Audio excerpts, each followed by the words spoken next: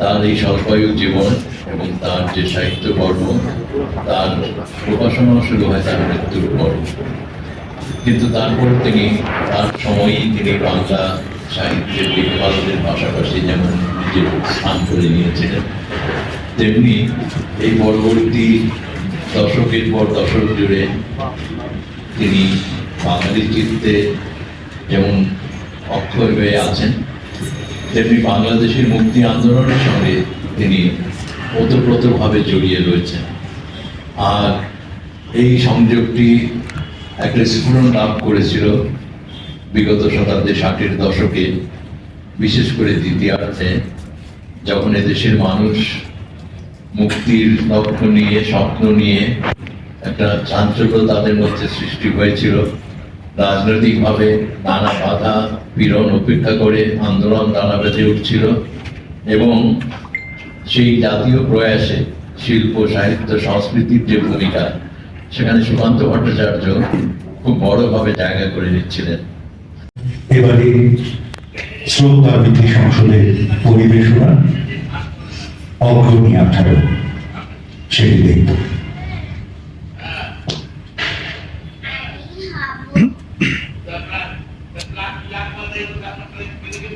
আমি হব সকাল বেলার পাখি, সবার আগে কুসুম বাগে উঠব আমি ডাকি। সূর্য মামা জাগার আগে উঠব আমি জেগে। হয়নি সকাল ঘুমো এখন মা বলবেন রেগে। বলবো আমি আলসে মেয়ে ঘুমিয়ে তুমি থাকো। হয়নি সকাল তাই বলে কি সকাল হবে না গো। আমরা যদি না জাগি না কেমনে সকাল হবে। তোমার ছেলে উঠলে তোমার রাত পোহাবে তবে। ভয় করব না, আমি ভয় করব না, ভয় করব না, ভয় করব না। দুবেলা মরার আগে মরব না ভাই, মরব না, ভয় করব না। তরিখানা বাড়িতে গেলে মাঝে মাঝে তুফান মেলে, তাই বলে আজ ছেড়ে দিয়ে কান্নাকাটি করব না।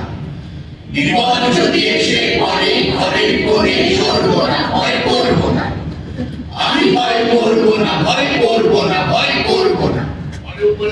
18 বছর বয়সী দুঃসাহ স্পর্ধায় নেয় মাথা তোলবার ঝুঁকি।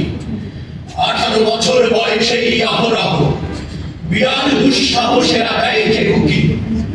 18 বছর বয়সের নেই ভয়, পতাকাতে চায় ভাঙতে পাথর বাধা। এ বয়সে কেউ মাথা নোয়া পার হয়, 18 বছর বয়স জানে না টাকা। এ বয়স জানে রক্তদানের পুণ্য, বাষ্পের দিকে স্টিমারের মতো চলে। প্রাণ দেওয়া নেওয়া ঝুড়িটা থাকে না শূন্য, সবে আত্মাকে শপথের তোলা হয়। 18 বছর বয়স ভয়ঙ্কর, তাজা তাজা প্রাণে অসহ্য যন্ত্রণা। এ বয়সে প্রাণ তীব্র আর প্রখর, এ বয়সে কানে আসে কত মন্ত্রণা। 18 বছর বয়স যে দুর্বার, পথে প্রান্তরে ছোটায় বহু তুফান। দুর্যোগে হাল ঠিক মতো রাখা ভার, ক্ষত বিক্ষত হয় সহস্র প্রাণ। 18 বছর বয়সে আঘাত আসে, অবিশ্রান্ত একে একে হয় জড়। এ বয়সকাল লক্ষ্য দীর্ঘশ্বাসে, এ বয়সকালে বেদনায় থরথর। করেছি মাটি, দেখেছি আলো নানা গোনা, শিকড়ে আমার তাই অরণ্যের বিশাল চেতনা। আজ শুধু অঙ্কুরিত, জানি তার ক্ষুদ্র ক্ষুদ্র পাতা উদ্দাম হাওয়ার তালে তাল রেখে নেড়ে যাবে মাথা। তারপর রিক্ত শাখা মেলে দেব সবার সম্মুখে, ফোটাবো বিস্মিত ফুল প্রতিবেশী গাছেদের মুখে। সংহত কঠিন ঝড়ে দৃঢ় প্রাণ প্রত্যেক শিকড়, শাখায় শাখায় বাধা প্রত্যাহত হবে জানি ঝড়। অঙ্কুরিত বন্ধু যত মাথা তোলে আমারই আহ্বানে, জানি তারা মুখরিত হবে নব অরণ্যের গানে। একটা মাঝি একজন মানুষের কাছে উড়ে এসে বলল, তুমি জামানের মুরব্বি, তুমি সব কিছুই করতে পারো, তাহলে আমাকে একটা দরকার তোমার লেজের? আমি কি জন্যে লেজ চাইছি? যে জন্যে সব জানোয়ারের লেজ থাকে সুন্দর হওয়ার জন্যে। আমি তো কোনো প্রাণীকেই জানি না যার শুধু সুন্দর হবার জন্যই লেজ আছে। তোমার লেজ না হলেও চলবে। এই কথা শুনে মাছিটি ভীষণ খেপে গেল আর লোকটিকে জব্দ করতে আরম্ভ করল। বেশ বেশ, তুমি বনে নদীতে মাঠে যাও। তুমি যদি কোনো জন্তু পাখি কিংবা সরীসৃপ দেখতে পাও যাতে কোনো সুন্দর হওয়ার জন্যই লেজ আছে তাহলে তুমি নিতে পারো। আমি তোমার পুরো অনুমতি দিচ্ছি। এই কথা শুনে মাছিটি আহ্লাদে আটখানা হয়ে জানালা দিয়ে সোজা উড়ে চলে গেল। বাগান দিয়ে যেতে যেতে সে দেখতে পেল একটা গুটি পোকা পাতার উপরে হামাগুড়ি দিচ্ছে। কুটি পোকা, কুটি পোকা, তুমি তোমার লেজটা আমায় দাও। ওটা তো শুধু তোমার সুন্দর হওয়ার জন্যে। মোটে মোটে আমার মোটে লেজ হয়নি। এটা তো আমার পেট। আমি ওটাকে টেনে ছোট করি। এভাবে আমি চলি। আমি হচ্ছি যাকে বলে বুকে ফাটা টান। তারপর সে একটা নদীর কাছে এলো। নদীর মধ্যে সে দেখতে পেল একটা মাছ আর একটা চিংড়ি। মাছি তখন মাছকে বলল, তোমার লেজটা আমায় দাও। ওটা তো কেবল তোমার সুন্দর হওয়ার জন্যে আছে। এটা কেবল আমার সুন্দর হবার জন্য আছে তা তো নয়, এটা আমার দাঁত। আমি যখন ডান দিকে চলতে চাই তখন আমি এটা বাঁ দিকে বেঁকাই, আর যখন আমি বাঁ দিকে বেঁকতে চাই তখন আমি তার ডান দিকে বেঁকাই। আমি কিছুতেই আমার লেজটি তোমায় দিতে পারি না। মাছি তখন চিংড়িকে বলল, তোমার লেজটা তাহলে আমায় দাও চিংড়ি। তা আমি পারবো না। দেখো না আমার লেজটি কিরকম চলার পক্ষে দুর্বল, আর আমার যে লেজটি সেটা চওড়া এবং শক্ত। আমি যখন সাঁতার কাটতে জলে নামি এ আমায় সাঁতারে নিয়ে যায়। আমার লেজটি দাড়ির মতোই কাজ করে। ঝোপের মধ্যে মাছি একটা হরিণকে তার বাচ্চাদের সঙ্গে দেখতে পেল। শরণ শ্রী শ্রী শ্রী 108 স্বামী অর্ণব স্বামী গুরুজি মহারাজ সুবিবেশু।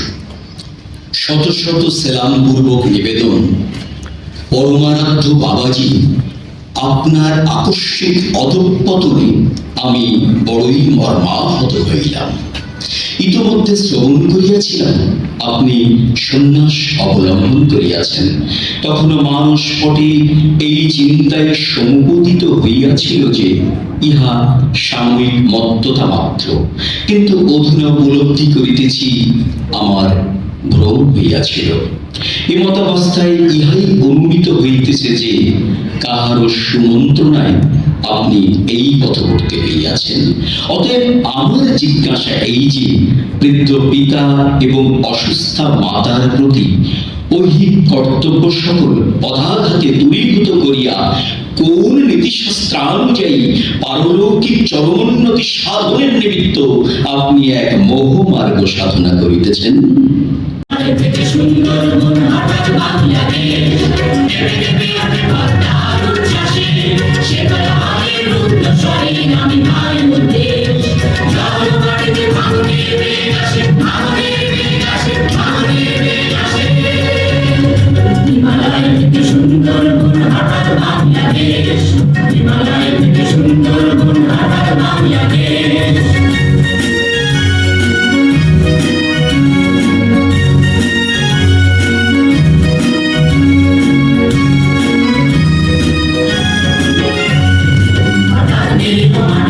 Thank you.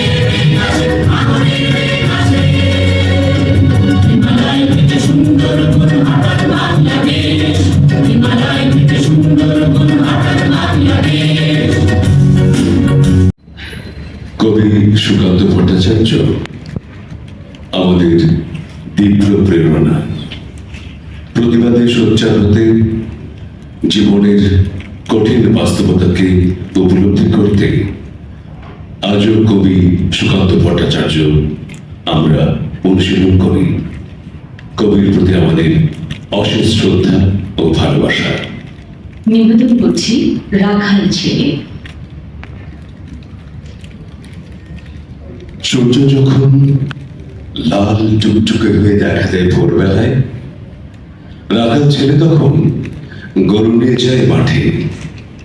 সাঁঝের বেলায় যখন সূর্য ডুবে যায় বনের পিছনে, তখন তাকে দেখা যায় ফেরার পথে। একই পথে তার নিত্য যাওয়া আসা। বনের পথ দিয়ে সে যায় নদীর ধারের সবুজ মাঠে। গরুগুলো সেখানেই চড়ে বেড়ায়, আর সে বসে থাকে গাছের ছায়ায় বাঁশিটি হাতে নিয়ে, চুপ করে চেয়ে থাকে নদীর দিকে। আপন মনে ঢেউ গুনতে গুনতে কখন যেন বাঁশিটি তুলে নিয়ে তাতে ফু দেয়, আর সেই সুর শুনে নদীর ঢেউ নাচতে থাকে, গাছের পাতা দুলতে থাকে, আর পাখিরা কিচির মিচির করে তাদের আনন্দ জানায়। একদিন দোয়েল পাখি তাকে ডেকে বলে, ও ভাই, রাখাল ছেলে, এমন শরীর সোনা বলো কোথায় পেলে? আমি যে রোজ সাঁঝ সকালে বসে থাকি গাছের ডালে, তোমার বাঁশির সুরেতে প্রাণ দিই ঠেলে। সম্ভাবনা দিকে দিকে উদযাপন করছে লগ্ন, পৃথিবী সূর্য তপস্যাতেই মগ্ন। আকাশে আকাশে ধ্রুব তারার কারা বিদ্রোহের পথমার, ভয়ের দিগন্ত দ্রুত সারায় জানে না কেউ। উদ্যমহীন মূর্খ কারার পুরনো গুলির মাছি দাঁড়ায় যারা, তারা নিয়ে ঘুরে পাড়ায় পাড়ায় স্মৃতির ঢেউ। ফ্রান্স থেকে প্রতিবেশী বর্মাতেও আজ দেহে আমাদের সৈনিকের কড়া পোশাক, হাতে এখনো দুর্জয় রাইফেল, রক্তে রক্তে তরঙ্গিত জয়ের আর শক্তির দুর্দম দম্ভ। আজ এখন সীমান্তের প্রহরী আমি।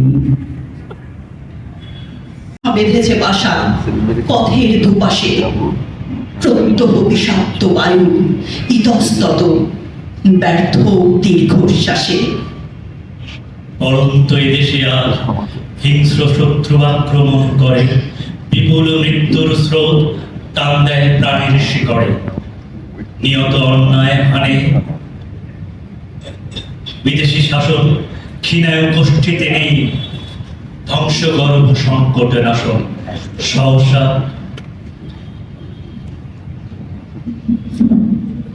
দেশপ্রেমী ঘাতকের হাতে দেশপ্রেমে তৃপ্ত প্রাণ, রক্ত ঢালে সূর্যের সাক্ষাতে। দিক বিদিকে উঠছে আওয়াজ, রক্তের আলো লাল, রাত্রির গভীর বৃন্দ থেকে ছিঁড়ে আলো ফুটন্ত সকাল।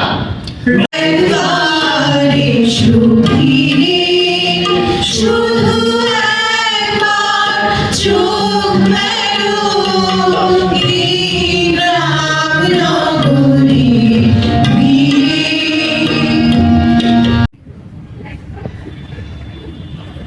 জব্বার দিন আজ, জব্বার দিন আজ দুদিন চুপি চুপি আসছে, যাদের চোখেতে আজ স্বপ্নের ছায়া ছবি আসছে, তাদের দুদিন পরিণামে আরো বেশি জানবে। মৃত্যুর সঙ্গে তাদের বুকে দেশে হানবে। আজকের দিন নয় কাব্যে, আজকের সব কথা পরিণাম আর সৌভাগ্যে। শরতের অবকাশে শোনা যায় আকাশের বাঁশুরি, কিন্তু বাঁশুরি বৃথা, জমবে না আজ কোনো আসরি। আকাশের প্রান্তে যে মৃত্যুর কালো পাখা বিস্তার, মৃত্যু ঘরের কোণে আজ আর নেই যেন নিস্তার। মৃত্যুর কথা আজ ভাবতেও পাও বুঝি কষ্ট, আজকে এই কথা জানি রাখবেই অস্পষ্ট।